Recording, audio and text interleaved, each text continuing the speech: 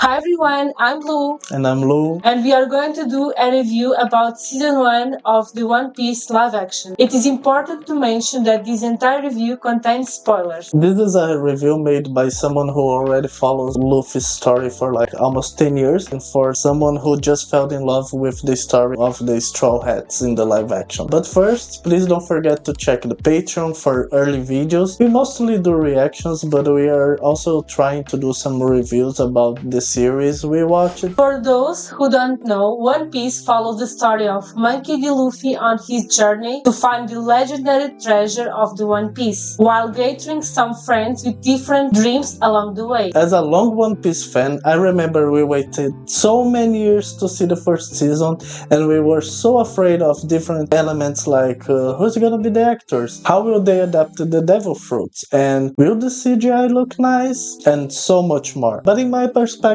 they nail everything. Well, maybe not everything. Something we both agree is that we liked the fact that there was always 2 episodes dedicated to one of the main characters, telling their stories with flashbacks. For example, for Luffy, instead of having a single episode focusing on his relationship with Shanks, we had it split into the first 2 episodes. That was an awesome decision and made the pacing way more dynamic. I love, for example, that scene where they made a direct connection between Luffy drowning into Bug's tank, while at the same time we see he drowning as a kid, right before that Sea King scene. Iñaki kinda does the impossible and bring to life one of the most difficult characters to perform. I know some people complain about his performance on season 2, which I don't agree, but I think it's a consensus that he is great here on season 1. It's crazy how they cast the whole crew. All the issues I have with the season is more related to the script itself than with the actors. Not saying the script was bad, but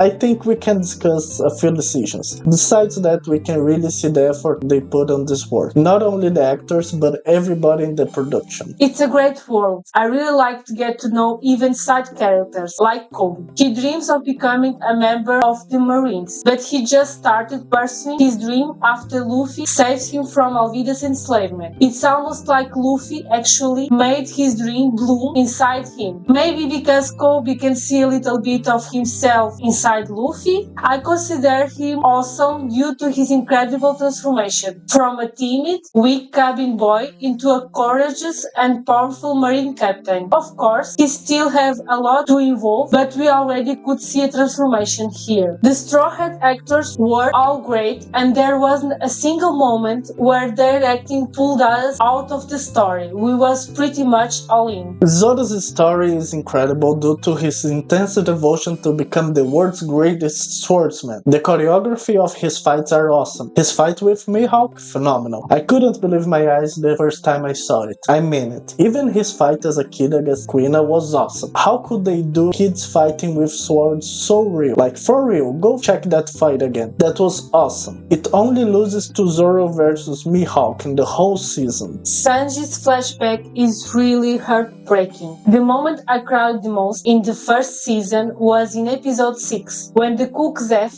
gave all the food he had to Sanji and ate his own leg. Zeph wants Sanji's dream to come true, a dream they both share, the dream to find the All Blue. What makes the story even more emotional is how Zeph becomes like a father figure to Sanji. He is strict, loud, and sometimes rude, but deep down he truly cares about Sanji and wants him to become not only a great cook but also a strong and kind man. You can clearly see that everything Zeph does is to prepare Sanji for the world outside the Baratie, the restaurant. Another detail that I really love is how Sanji learned the importance of never wasting food. After surviving starvation, food became something sacred to him. That's why he always feeds people who are hungry, even if they are enemies. It shows how his past shaped his personality and values. His fighting style, using only his his legs is unique and for me makes sense because he protects his hands, which are essential for cooking. I also really like Sanji's personality. He is elegant, dramatic, and very devoted to women, which adds humor to many scenes. His goodbye to Zeph is another very emotional moment. Even though they don't easily express their feelings, you can feel the love and respect between them. When Sanji finally leaves the party to follow his dream and join Luffy's crew, it feels like the beginning of a new chapter in his life. Let's talk about Nami's flashback. I don't know if you guys had the same feeling, but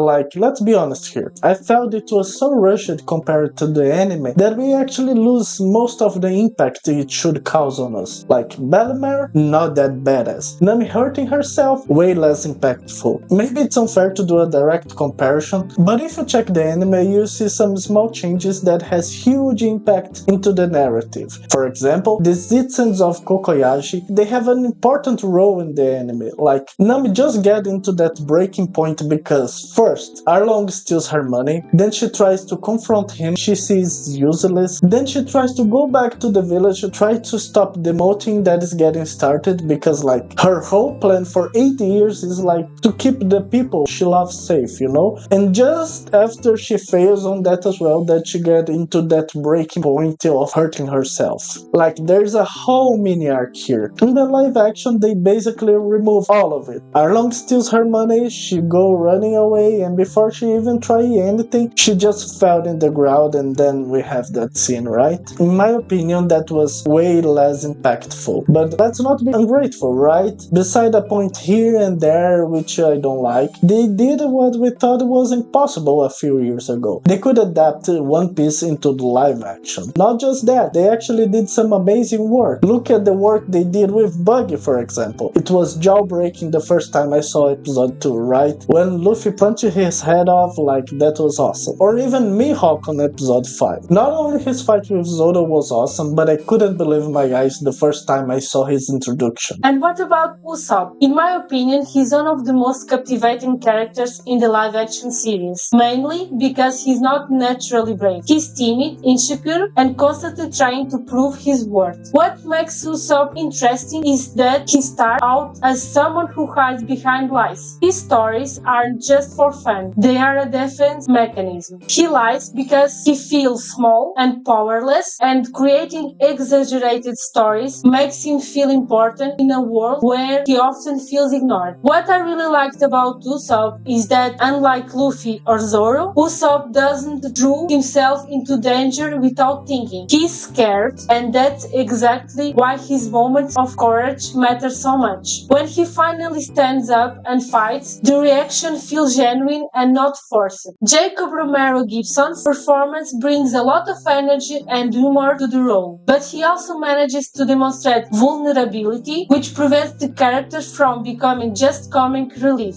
Overall, Usopp pretends to be brave, but in the end, he proves that courage doesn't mean the absence of fear, but rather acting despite fear. When well balanced, the CGI can help to create the fantasy world without it looking too artificial. And here, the city and the islands looks very realistic, not only because they used a lot of CGI, but because they opted to use a mix of CGI and practical effects. They even build a whole Baratie, which looks awesome. The bounties, for example, they are important in the anime, so we can know kind of the power scaling of the character we are just meeting. Here they could implement in a very smart and dynamic way. They interact with it, right? The makeup on Buggy and Arlong, for example, shows that they put a lot of work on this topic. I'm sure they spent months figuring out how to replicate Arlong in real life. And I think they nailed. It's not perfect, but it's good enough to make it believable. One Piece Season 1 has a very distinctive atmosphere that feels almost real. Watching Luffy randomly recruit people who didn't seem to match at all and bring them to his ship was incredibly fun to watch. The Arlong Park is when the crew first starts to feel like a true united group who genuinely care about one another. It also marks the beginning of Luffy's long adventures. The Straw Hats are such a fascinating group of characters, each with their own ambitions, dreams, and vibrant backstories. With so much still waiting for them ahead, it's almost impossible not to become emotionally invested in. This was our opinion opinion review, right, of the first season. And overall, we believe this adaptation achieved something that many consider impossible. Sure, there was some issues and some narrative choices that could have been better developed,